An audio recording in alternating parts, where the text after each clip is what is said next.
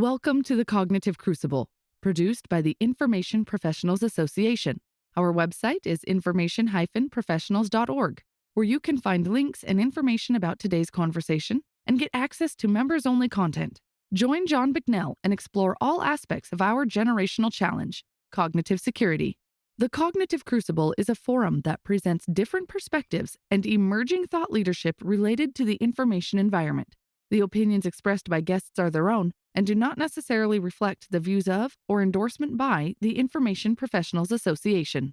Hello, this is John Bicknell. Before we get into today's discussion, we have a very special announcement. On December the 14th, that is Wednesday, December the 14th, from 12 noon until 1:30 p.m. Eastern Time, we will be having a live podcast recording. During this podcast recording, two previous Cognitive Crucible guests, Dr. Chris Paul and Mr. Matt Armstrong, will discuss a recent article that they co-authored entitled "The Irony of Misinformation: USIA Myths Block Enduring Solutions."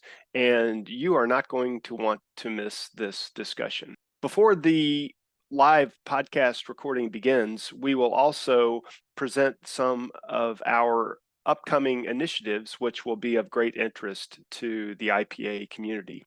But in order to join this special live podcast recording, you will need to be an IPA member. So head on over to information-professionals.org, and there's a link in the show notes, and sign up if you're not a member already.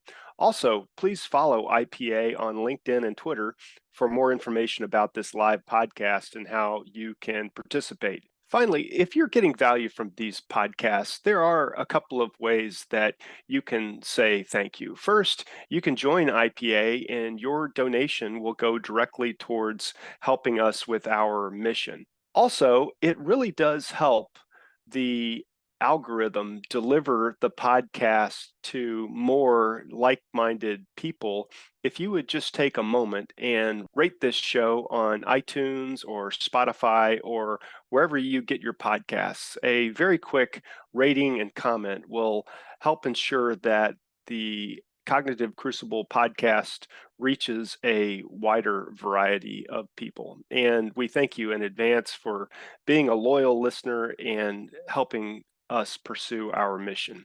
And now on to today's episode. My guest today on the Cognitive Crucible is Josh Nespodzany, who has over 25 years of experience working in both advertising and product, and currently serves as the Director of Narrative Design at Comcast. Josh Nespodzany, welcome to the Cognitive Crucible. Thanks so much for having me. I love this podcast, and it's really an honor to be a guest and be associated with a lot of guests that you have on there. Some of the guests you've on have definitely been a pretty big inspiration for me as well. Well, excellent. Welcome aboard, and looking forward to having a great chat with you today. And so, speaking of, we are going to talk about narrative and team synergy and your experiences with that. But before we get into these topics, could we please start by getting your assessment of our strategic landscape? Yeah, I think technology has played a massive key in the strategic landscape, and working in the private sector, I'm sure I'm seeing it at a slightly different lens than some of your guests that you have on that are in government positions. But I'm consistently just astounded at how easy it is for someone to become knowledgeable in a particular domain, and how easy it is for someone to become an actor in that domain. One of the pieces of technology that's really blown me away is how quickly the DALL-E or artificial intelligent artwork has scaled in just a couple of years. Just the quality of images it can produce based on just words and nothing else can really start to shift it from, oh, that's artwork, to, oh, wait, are we actually painting objective reality at this point? And one of the pieces of that really shows how embedded into society it's becoming is Microsoft has announced that they're going to make it a feature in PowerPoint, which is really wild because PowerPoint is the most widely used presentation tool on the planet to share ideas at enterprise levels, and I'm sure even in government.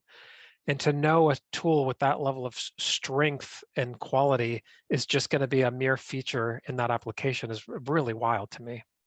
Yeah, for sure. Coincidentally, I would say we're recording this on October 25th, 2022. Coincidentally, I just saw a commercial on YouTube for this technology and Microsoft embedding it into their technology. It was something like someone took a picture of a crowded street scene, and they took that image and they very roughly, like, kind of blotted out all of the people in the street scene, and then basically told the Dolly AI, yeah, okay, fill in fill in the gaps, basically all of this white space where there used to be people, fill it in with the rest of the street scene. And it took a stab at it, and it was kind of rough at first, but then Dolly has some kind of a way to say, okay, here and here, try again and enhance this area. And by the time it was done, it looked beautiful, like Yeah. the street scene, the exact same street scene, just minus the people, and just astonishing. The distance we've traveled from how would you have had to do that in the past? Well, you'd need someone that knows Photoshop, and there's going to be some areas of the photo that just you're not going to be able to recreate like that. So you're going to need other samples of the same, like the man hours and talent involved in doing what you just said 4 years ago was pretty high. And now we're almost to a point where you can just tell a computer, hey, do it. Oh, it wasn't right. Fix these little areas, and it's done. It's crazy. Right, right. I will try to find that commercial of what I was talking about, and I may have that wrong as far as whether it was Microsoft or not. But anyway, I'll try to find it and put a link to the show notes. It's uh, astonishing where we're going technologically, for sure. Yeah. So you're in a really interesting role at Comcast. Could you give us just a little bit more about your career and how you got to where you are? Sure. So I started off in advertising and really in design and coding, and then eventually into what would be commonly called a user experience. So trying to figure out how to make websites and things and digital properties more usable for consumers. And I got to a point in advertising where I wasn't so much doing the work as I was doing more of meeting with our clients and getting them to understand the value of the work that we were doing. So I would travel with the account people and go and meet the clients and really get their heads wrapped around this basically service of like, no, no, it's not just design. We're really thinking about how users navigate through this site and this content to meet the business goals that you have. When I switched over to doing product, I took those user experience skills and applied them to product design. So how do we make these digital products more usable for people? But I found that the real skill set that I had was more of that bridging the gap of like, okay, well, but why are we doing this? What goals are we meeting by doing it? How can we get these groups together? And over time, I started doing less and less and less and less UX and more what I would call narrative design or narrative strategy. And to try to boil it down the simplest way possible, when you have a big company, you have lots of different initiatives.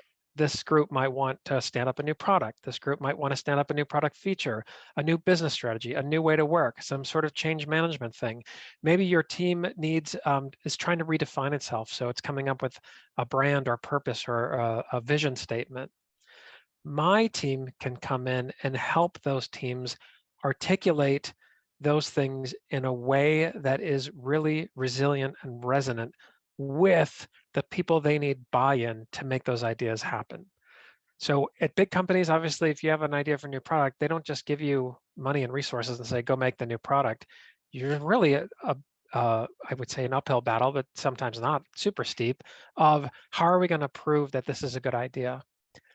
my group comes in and makes sure that that strategy is sound, that that you've really thought it through, that whatever criticism that that person you need buy-in from is reduced, or we're thinking ahead of the curve on how to message it to them in a way that really amplifies perhaps that person's identity and how that idea fits in their world.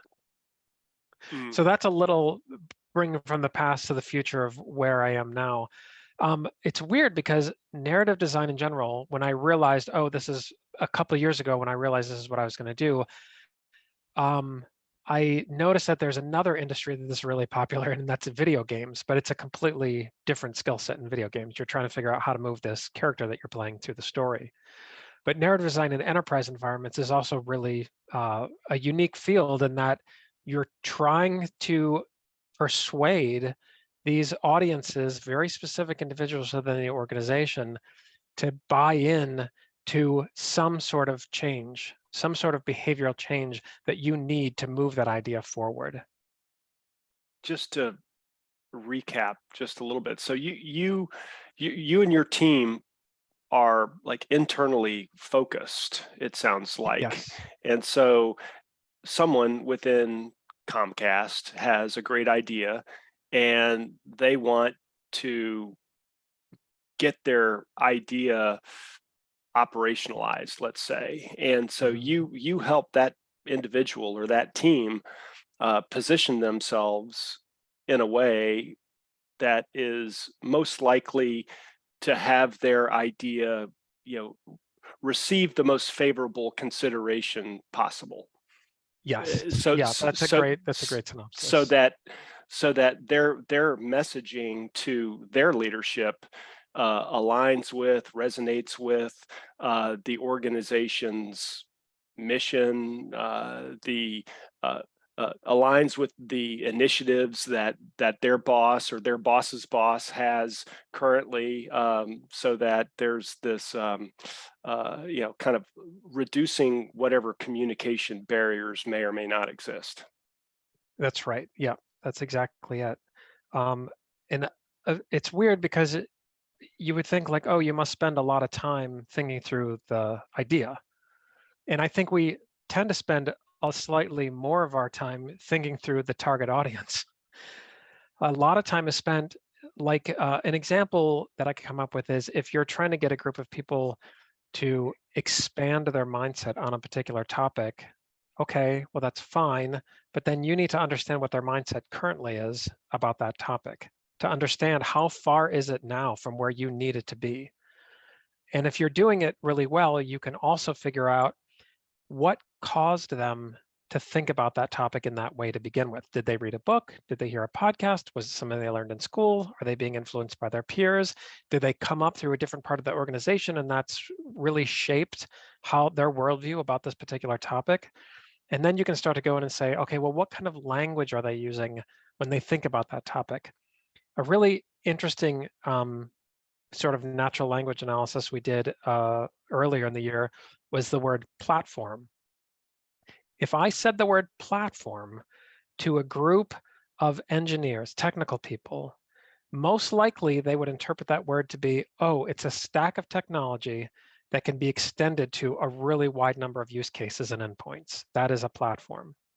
If you said the word platform to business strategists, they would say, oh, a platform is an environment that you create that brings both buyers and sellers, and you're just maintaining that space and benefiting from them both being there. An example of this would be Airbnb or Etsy, right? Etsy doesn't sell any products. Etsy is a platform for sellers of products and people interested in buying products to come to their site and do that exchange. Therefore, if you were to try and give a presentation to both technical people and business strategists about a platform, you better be really clear about what your definition is, because one side of the room is going to interpret it one way and the other side of the room is going to interpret a completely different way. I'm curious if maybe you can contrast the methodology that you're describing that you and your team employs and contrast that with typical product design that is like customer facing, right? Like, so you were just describing that it's really important for your internal customers to do their own discovery and market research, if you will, about how to socialize their initiatives. But anyway, do you think you could compare and contrast some of those? Yeah, absolutely. So traditionally in any product company, you're trying to identify here is a problem customers are facing in the market, and we come up with a novel solution to that problem. And then there's a lot of other marketing things too, like has another company thought of the same solution? How is your solution better than theirs? How are you going to price your solution? That's very broad strokes, but that's product design in general. For us, it's a little bit unique in that we're not, going out and doing surveys and studying our coworkers and our peers at the organization, but we do know of major initiatives that are happening, and we have trusted relationships with a lot of employees and leadership at the organization. So we can go in and say, hey, sometimes people come to us and say, would you mind helping out on this? Sometimes we go to them and say, hey, we might be able to elevate the conversation that you're having. And in that, what's interesting on both sides of that is what I would call narrative integrity. You want to know that objectively what you're saying has some truth to it. It's not just an opinion. So the way you would do that with customers is, okay, well, let's create a prototype, or maybe let's do some surveys, or let's do some sort of user study in some way and get out there and actually connect with those customers. For our narrative integrity, it means, hey, when you present this information to me, how many different ways can I say no to it, right? Well, how come you haven't thought of this? And what about this? And what about that? And in product design general, that's called red teaming. You're representing a red team that's trying to tear an idea down for all of its possible flaws, identify all those flaws. And then over time, you figure out, okay, how can we fortify this narrative so that there's far less capability to red team this? And one of the things that Ajit Mann, who you've had on this program before, really prioritized in her book, Introduction to Narrative Warfare, is target audience analysis, which I 1,000% agree with. I could not possibly agree with more. It's not just red teaming the idea, but it's red teaming the idea from the perspective of the person that you're trying to get to agree to the idea. So if you're trying to get a marketing person to agree to it, you're going to apply a much different lens on how you would red team that idea versus if you're trying to get a technologies or an engineering team to back an idea and get their buy-in. You're going to red team that completely different. And paying really close attention to that, essentially that target audience analysis that you do to help guide that flow so that at the end, your narrative has integrity to it, right? Like it's really solid and it's very difficult to bring down or put dents into. But there are some similarities, but it's not exactly the same. One of the persistent themes on the podcast and within the information professionals community is measures of effectiveness. Have you and your colleagues thought about how you measure success? It's a really good question. Sometimes it's really simple, right? Like if what we're working with the group, if what they're asking for is budget, people, priority on a roadmap, whatever it is, it's binary, right? Did you get the thing or did you not? But if you're really trying to get a group of people to think about an idea differently or to think about a topic differently, you sort of have to start paying attention over time to how they talk about that. How do their reports talk about that topic now? If you can get a hold of decks and communications that they're putting together, do you see a shift from before the way they were talking about it, before you started to your intervention, if you will, and the way they're talking about it after? But that's not like a scorecard, right? You're trying to shift that slowly over time. I imagine, in the government sector, those issues are also very complicated and complex. How do you measure success on a vast populace with something that really comes down to nuance and not like this, oh, they were over here and now they're over there? What would you say are the key components to narrative strategy for you and your team, Josh? Sure. I would say that the very first thing is understanding what the agenda is. And that's a really simple exercise that we do where we just try to, it's like the W's, right? What, where, when, why, how. And we're just trying to understand, like, what is the actual agenda that should be guiding this narrative forward. That if we come up with some argument or a slide or an infographic or a way to talk about something that's not contributing to that agenda, then it doesn't belong in the narrative. Like, we can just get rid of it. That's one. Two, as I may have mentioned earlier, is narrative integrity.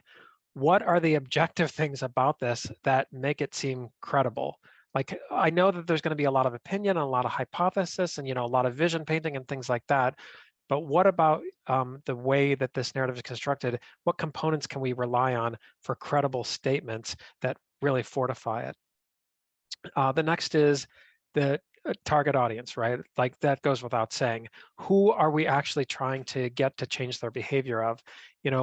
What is it about? What are their identity layers? Organizationally, what are their identity layers? Are they a people leader? Were they hired recently, or had they been here for a really long time and maybe started from a lower spot in the organization and worked their way up? All those considerations have a lot of weight into how we're going to construct all the components of the narrative. And then finally, the narrator. At some point in time, you're going to take this from, oh, we put all these things together, isn't that cool, and actually speak them to somebody else. So is that one person? Is it more than one person? Are they charismatic? What's their presence? What's their conversational style? Do they have an institutional identity that needs to be considered? Do they have credibility with the audience? Are they seen as an authority with the audience? And perhaps they're a person that already has a bond. Sometimes when you're working with a group and they're like, oh, we just need a mission statement or a vision statement for our team. Great, there's a high likelihood that you as a leader already have a bond with those people on your team. So that's going to be a great opportunity to use that moment to create an anchor for those individuals hearing that information for the first time. I would say that those are the biggest pillars that there's no like, it's this, then this, then this. We oscillate between those constantly until we have the end product, but those are the biggest ones that we consider. Right. It strikes me that, well, first of all, maybe you mentioned this. How long has your team been up and running within Comcast?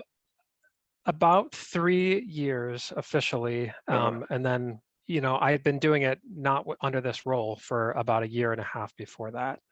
I see. So it's relatively new. I mean, 3 years can be a long time, or it's depending on, it can be a relatively short time. But that's sounds relatively new to me, and so it strikes me that as you and your colleagues engage with more teams and individuals throughout Comcast, people coming up with good ideas and going through your process, your methodology, and engaging back with their internal teams and managers, et cetera.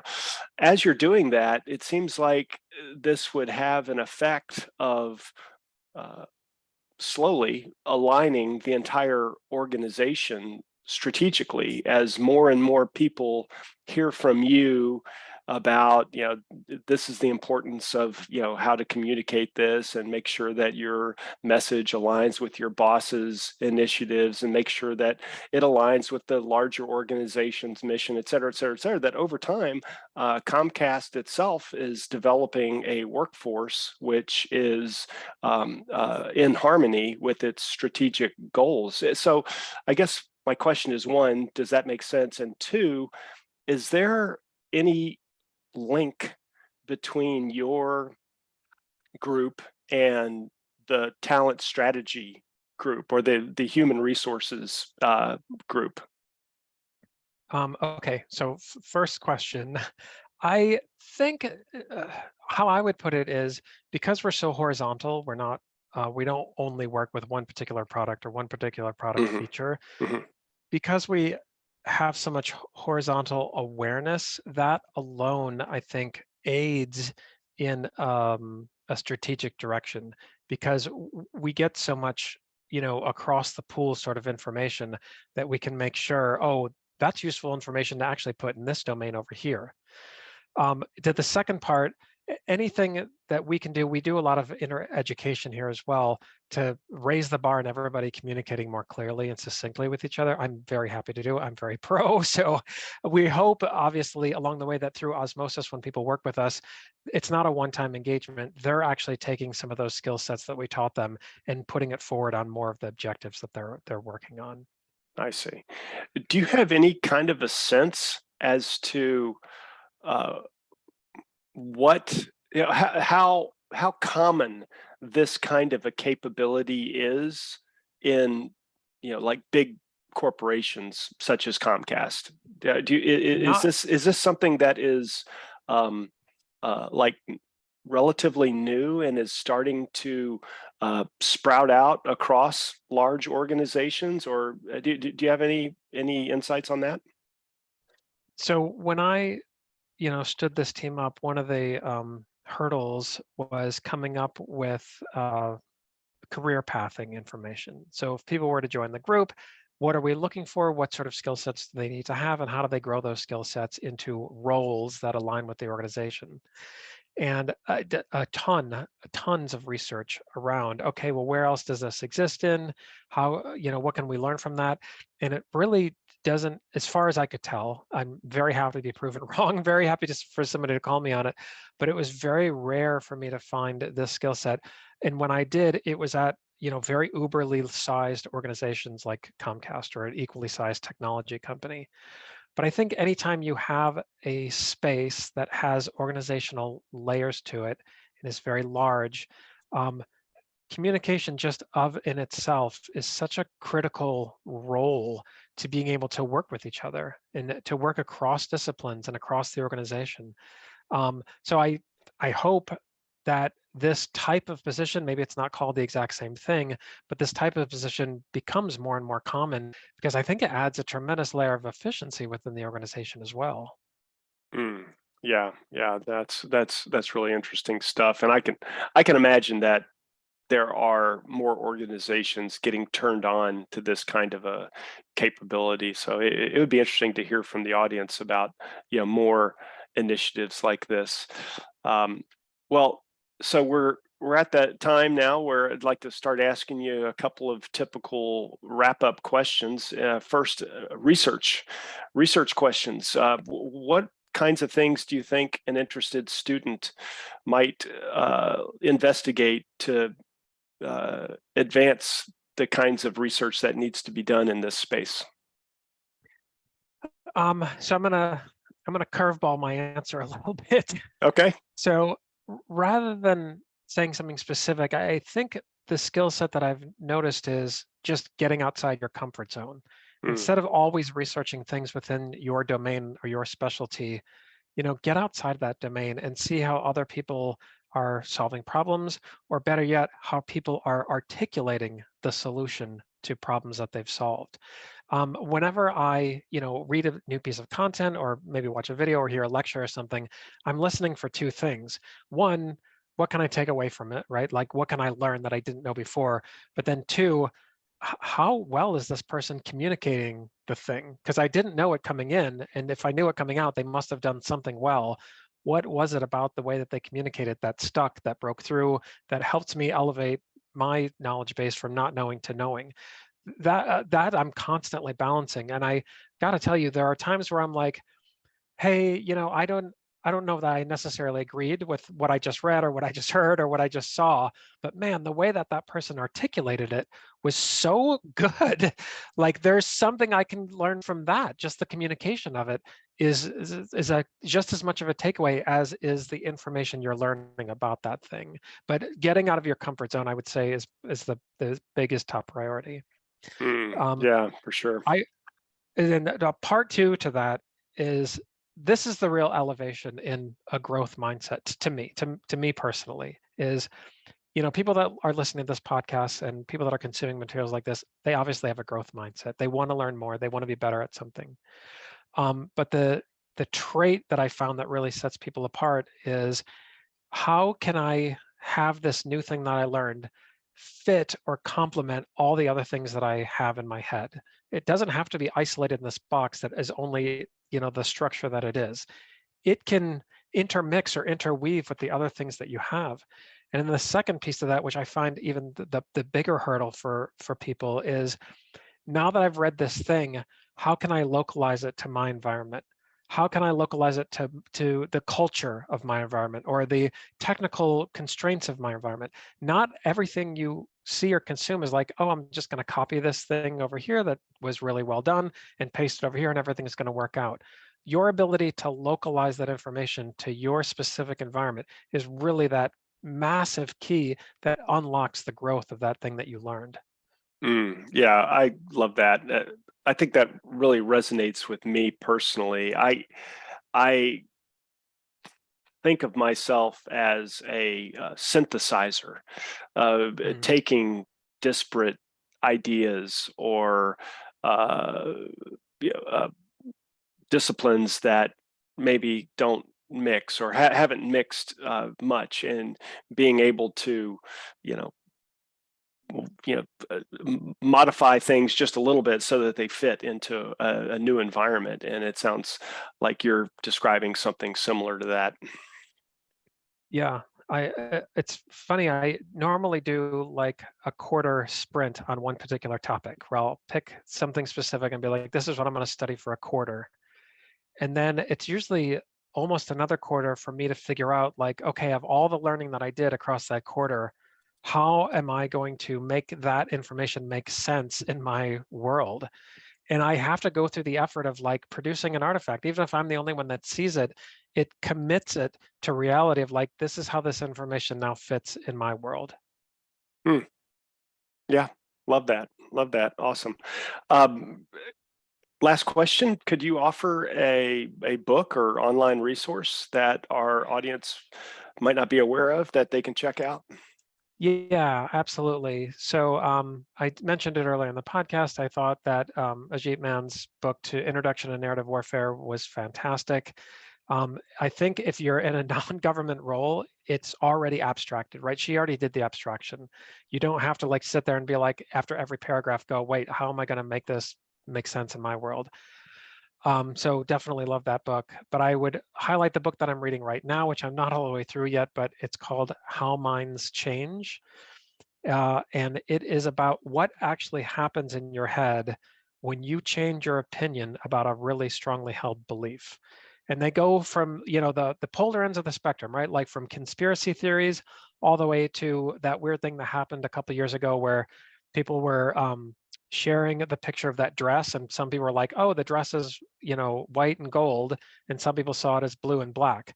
Like that real weird objective subjective reality, it really spans the poles, and it's a really amazing book of just exactly what's going on in your head when you actually change your opinion about something you believe to be absolutely true. Right. Just to reference a previous episode with Russ Burgos relatively recently, just a couple of weeks ago, but people can check out Russ's episode, but he describes that as well, that it is really hard for people to change their minds. Yeah. I mean, there is a lot baked into our beliefs, and getting somebody to move off of a belief, there's social implications, there's just like embarrassment, perhaps, like of saving face, like I'm not wrong, and you Yeah. can't convince me Yeah. otherwise.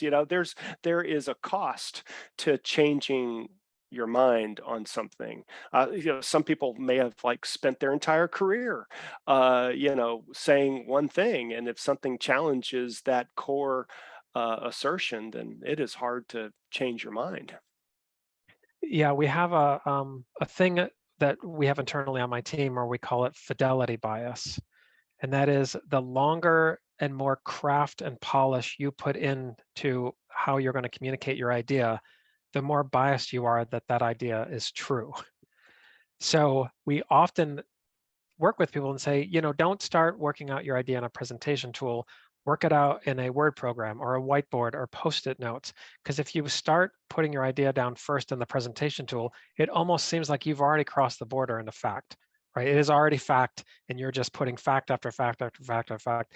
And the more polished that gets, the higher you raise the fidelity of that, quote unquote factual document, the more difficult it is to revise your course if you need to. Josh Nespodzany, thanks so much for being a guest on the Cognitive Crucible. Thank you for this opportunity. The Cognitive Crucible is the only podcast dedicated to increasing interdisciplinary collaboration between information operations practitioners, scholars, and policymakers. To find out more about the Information Professionals Association, visit us at information-professionals.org. Please support our podcast by giving us a 5-star rating and leaving a review.